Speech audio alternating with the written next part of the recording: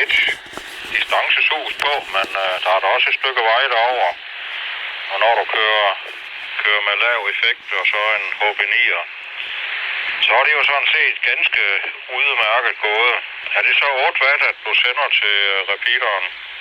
Eller ja, op til HB9'eren selvfølgelig. Lige nøjagtigt, det er det, ja.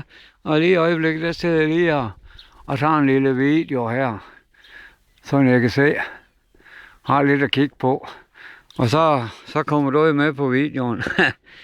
Så sådan er det, Peter. Jo, men jeg har næsten med bundslag, så det er fantastisk udsigt heroppe fra. Det er. Men solen er væk her, den skygger. Men jo, det virker, Peter. Det er UZ5 XL3 PLH. Jamen, det gør det helt sikkert, Palle. Har du mulighed for at dreje rundt med antennen, så kan vi jo lave en front-back-test.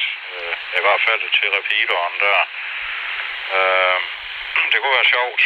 Så hvis du prøver at dreje rundt med den, og så sige, hvilken retning det er. Ja, det kan vi godt lide. Så skal jeg lige op og stå. Det er nemt både at tage videofilm og... Jeg kan godt lige prøve her og sige, om jeg kan komme til at dreje. Så må jeg lægge kameraet ned her. Så kan jeg filme jorden. Jeg prøver lige at gå. Nu går jeg lidt nordpå. Sådan. Sådan. Nu er den ved at være over i nord. Det skulle være nord, det der. Og så kører vi videre. Og så skulle vi over i vest. Lige om lidt. Det skulle være der. Og så lidt længere rundt, så kommer jeg tilbage igen. Jeg ved ikke, om jeg falder ud, eller hvad der sker. Så har vi lige været en tur rundt, cirka. Jo, men det ser ud til, at den fungerer ganske fint. Det gør det. Jeg kunne høre dig dengang, du gik om mod nord. Der blev du noget sværere. Kom stadigvæk igennem. Så var der et enkelt udfald, og så kom du tilbage igen, da du drejede tilbage mod Randers. Så det ser ud til, at den virker med front-back og det hele der. Prøv lige at sætte den med bagen til.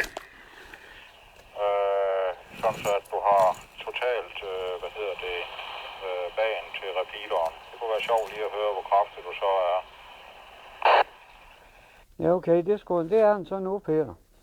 Nu vender han numsen til. Nu vender han røven til Randers, ja, skriver. Ja, okay. Du er stadigvæk fuldt læselig. Der kommer så lidt mere fnil og fnaller på dig. Så du drejer lige tilbage igen til Randers. Så det har du jo nok fået gjort. Når det ikke er med rotor. Jo, det skulle være klaret nu. Nu er det klaret, ja. Så nu skulle jeg jo være den vej dernede her igen. Jo, så blev du også noget kraftigere der, så det ser ud til, at det fungerer, Palle. Og så har du så lavet 2 stykker, som du både kan, ja, så har du en til vandret og lodret. Ja, lige nøjagtigt. Så den næste gang, så skal jeg have i gang med den vandret og få den tilpasset. Og så bliver der sat et coax-relæ på. Og jeg har fået fat i en 50 ohms kabel med 2 ledninger op, der følger med op. Så kan jeg montere relæet deroppe, og så en omskifter dernede, eller en kontakt, man slår over på lodret og vandret. Så det bliver spændende at se, hvordan det kommer til at fungere på vandret også. Og så var planen, hvis det kører perfekt, så bliver den sat op i toppen af masten.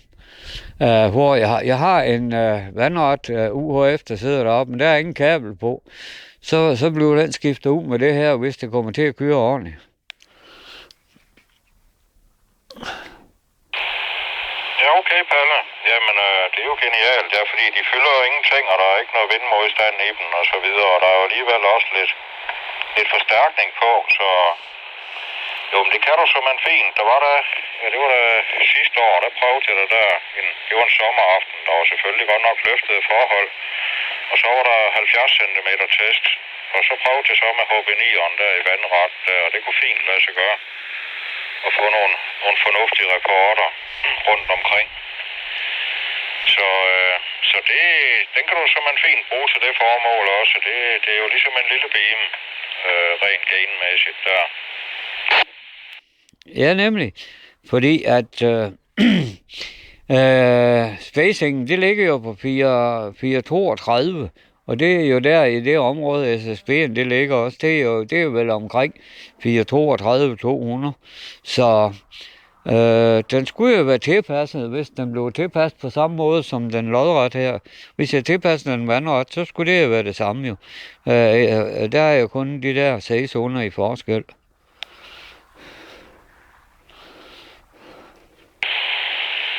Jamen, lige nøjagtigt, Palle, så det er jo det.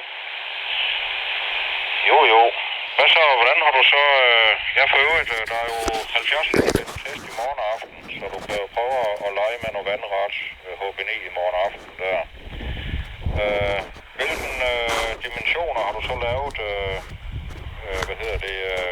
de der HB9'er i? Er det så bare svejsetråd, du har brugt, eller er det alurør? Nej, det er godt nok alurør. Det er fra en gammel 2 meter. Nej, det er løgn. Fra en gammel UHF'er. Og så gammaen, det er lavet i kover.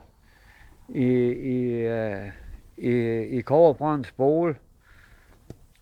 Sådan noget, jeg har det 1 millimeter eller 1,5 millimeter, eller sådan noget. Ja, okay. Jo.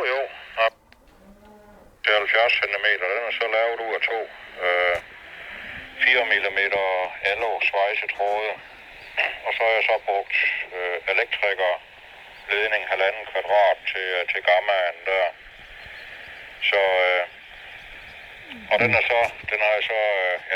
kan så både bruges som portabel og som base. Jeg bruger den så til portabel brug der, så har jeg så lavet sådan et håndtag til den, som den er behagelig at stå og holde ved i længere tid der. Så det er genialt. Den fylder ingenting. Ja, det er jo kuration med 3 PLR på Randers-rapideren.